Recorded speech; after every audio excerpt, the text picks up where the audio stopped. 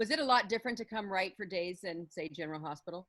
I mean, the big difference was like I grew up watching those shows, so I didn't have to learn the history. Like I got my job at One Life to Live, and I knew it like backwards and forwards. And then when it went off the air, they hired me to write General Hospital. They were like, "Do you need like time to get up to speed?" And I was like, "No, I was watching it when I was 10, so I know." Like, you know, I'm sure there's certain things I don't know, but I pretty much knew the history, the characters, the relationships, you know. And so there's a quickness that comes from that. Like here, I clearly I knew by osmosis from growing up on soap operas. I know about Patch and Kayla and Stefano and Marlena and all of those characters, but not all the relationships, not all the history, you know. And especially there's like that weirdness on Days where like, you know, Julie and Hope are sisters and mother and daughter, like, and everybody is like practically a cousin on the show. So it was very hard for me at the beginning because I was like, oh, well, what if we put these two together? They're cute together. And, you know, the writers would be like, they're first cousins, you know, like, you know?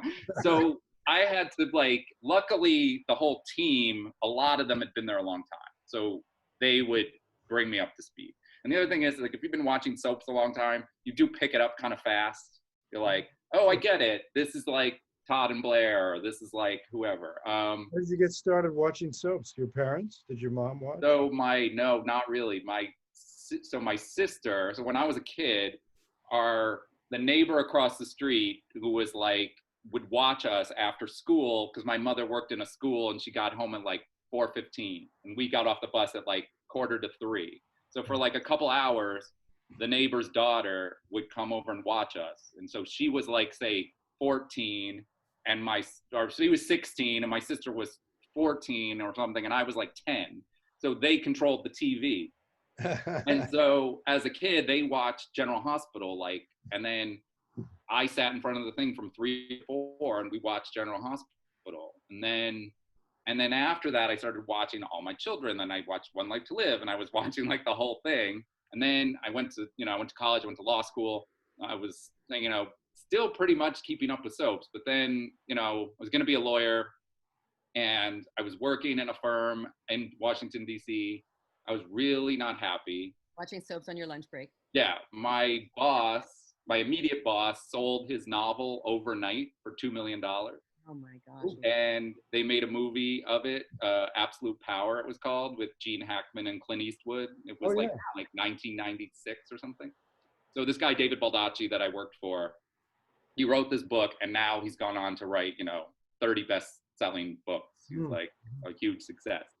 So as soon as he left to go become a writer full-time, I'd had this little burst of excitement at my job, which was like, oh my God, David's selling a book. Now they're making it into a movie. You know, like, it was fun to go to work and hear everything that was going on.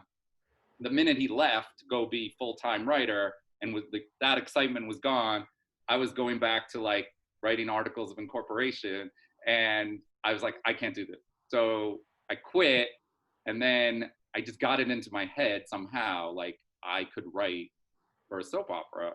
Wow. And like One Life to Live was like my dream, but I would have really taken any job. And I moved to New York, slept on everybody's couch, wow, you know, and like randomly met someone in a bar after I'd been living in New York for 9 months. And like, now I was just starting to panic, like, this is bad. And what am I going to do? And my friend and I were out for somebody's birthday, and this guy says, oh, are you guys lawyers? Because he heard my friend and I talking. And I said, oh, she's a lawyer. I just quit being a lawyer. I'm trying to be a writer. And he's like, what kind of writing? And I said, I want to write for a soap opera. And he's like, oh, my friend works at a soap opera, One Life to Live. I'm like, oh, what does he do?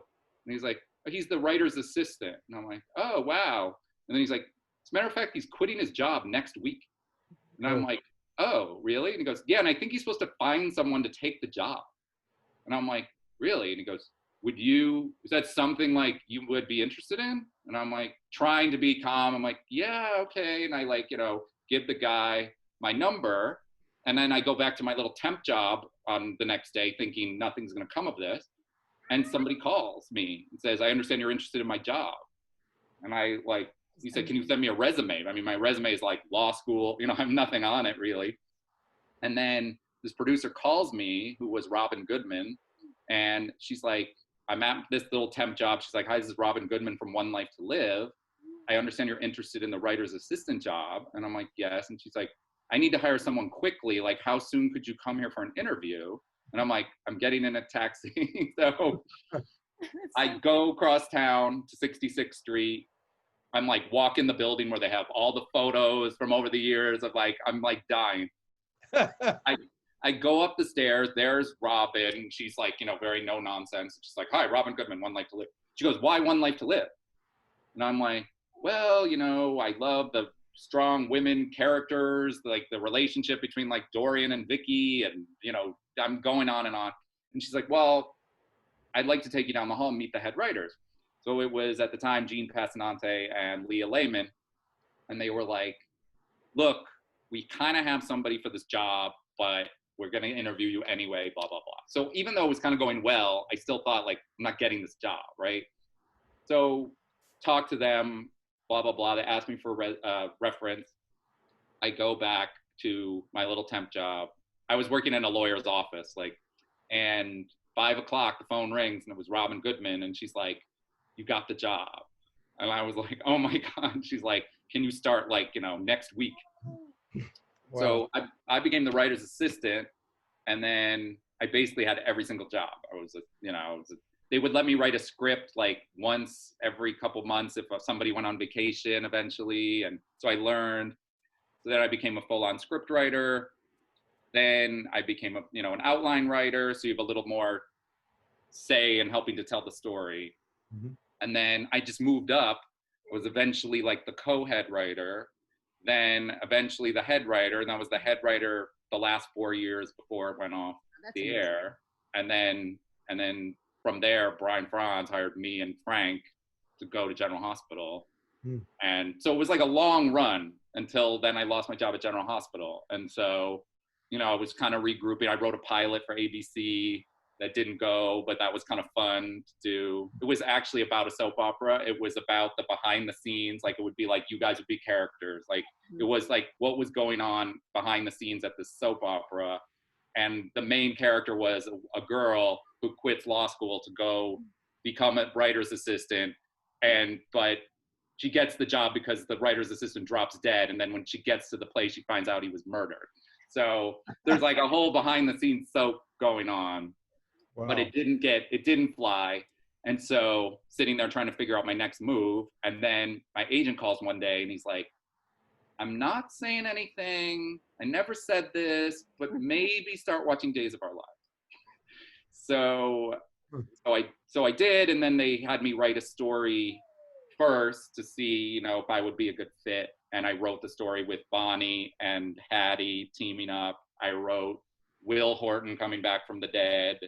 And we wrote something that I'm forgetting, like another big story, but got their interest, and they said, right. I wrote like 3 sort of overall stories, and I can't believe I can't think of what the third one was. But anyway, they went with me, and so this is like coming up on 4 years. Yeah. It's been fun. So I really. And so this is the first time, other than when I was out of work, like to have that kind of break. Like, I haven't worked for 13 weeks. Like, I just never get that because we're like going. How do you think it is now? Because I mean, it must have been weird for you even coming into a show that was so far ahead. I mean, yeah, because I'd never been on a show that was that far ahead before. No, and for all of us, it was weird too. I mean, and people would say, "What's happening?" Like, I have no idea what's happening because it was so long ago. But now when we come back, how far ahead? I guess it will still be because it's still written through, I think we've written through like New Year's already. So, you know, we're still in the writing few months ahead, but like it will, that gap will close, but I'm like bad at calculating those kind of things. I would think it'd be more like a couple months. Yeah, I think so. I think it will be. I mean, weirdly, it worked in our favor for now that we've been on the air. You know, who could predict that? We were the only show that was it.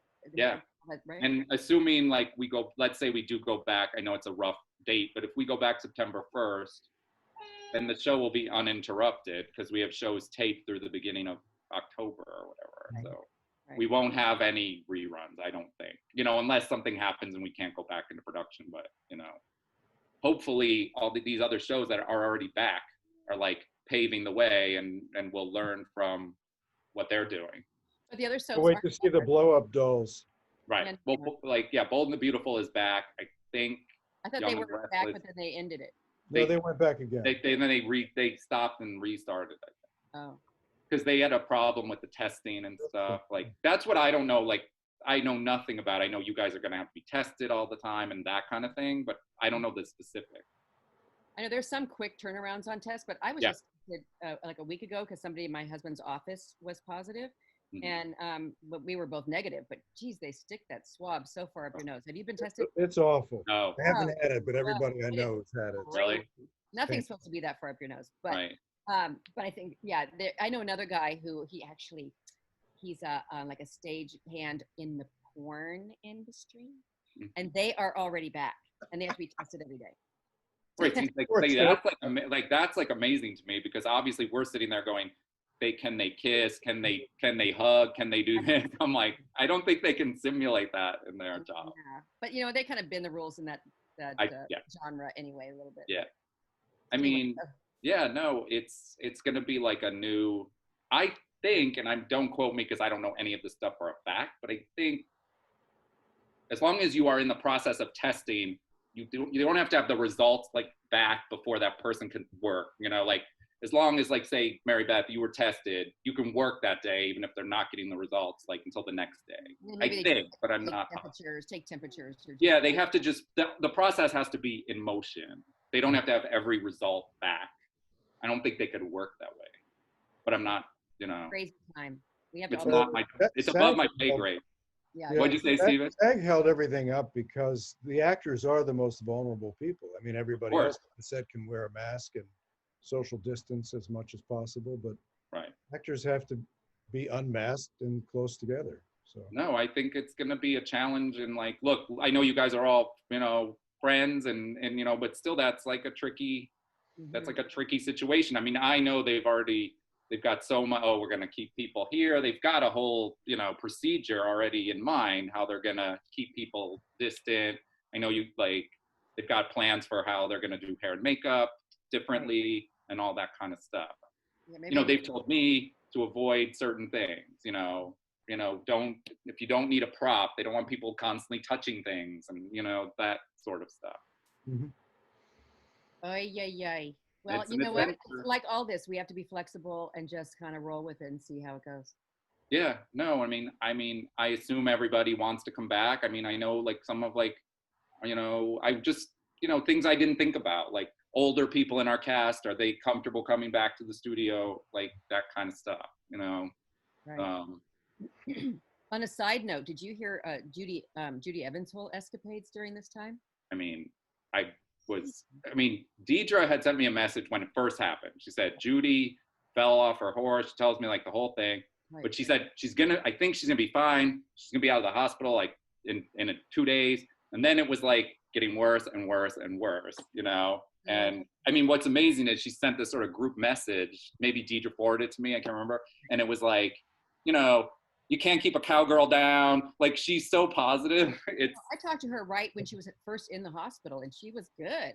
But then I think things took a turn. Right, things got worse for her. But she's doing okay now, right? Yeah. What a wild ride. Like, things weren't hard enough.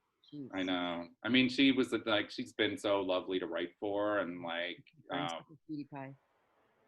it was so much fun to write. Like, even like my first story when I pitched, it was Hattie and Bonnie, you know, and you get the note from someone like, well, can it be one or the other? And I'm like, no, that's what makes this fun. It's 2 doppelgangers are better than one. Yeah. I go, I can't call this story Double Trouble if there are not 2 people. Funny. Sure. No. It was great. No, it's okay, Ron. We appreciate you coming on. All right. No, it's so nice of you guys both to ask me. And Mandy, thank you. So no, I'm very excited. I mean, it's a good time to be doing this with all. It's a big Steve Kayla week on I Dave. know. Thanks for writing that. It was really, and that reunion, we want Mandy, since Mandy doesn't know, I don't want to say what reunion, but good stuff. Really. Now maybe I'm going to throw my one pitch in. Maybe you can get our Joey out of prison. Poor Joey. Yeah. Or at least a visit. Great too. James is such a good actor. Yeah. Yes. I'm not, my lips are sealed. Yeah. I love him. I've always been so sad to have him in prison and that we never go visit him. But I know it's so like those things. It's so hard to keep like a reality about that. Like once in a while we'll throw in that line like, "Oh, I just came from that." It's so sad, you know. Like you don't want to think about it. I spoke to him on the phone. He's fine. Right. Yeah. The thing that cracks me up is, I mean, okay, he murdered someone, but like several people walking around have murdered lots of people. They went to prison for like a week and a half, and they're back. No, justice is you think like no, justice is not fair in Salem. Like of all people to still be in prison, like. You know, it's ridiculous. Oh, well, that's my only pitch. Anyway, great to see you. All right. No, thank you guys so much. Thank you so much. See everybody. All right. Bye. Take care.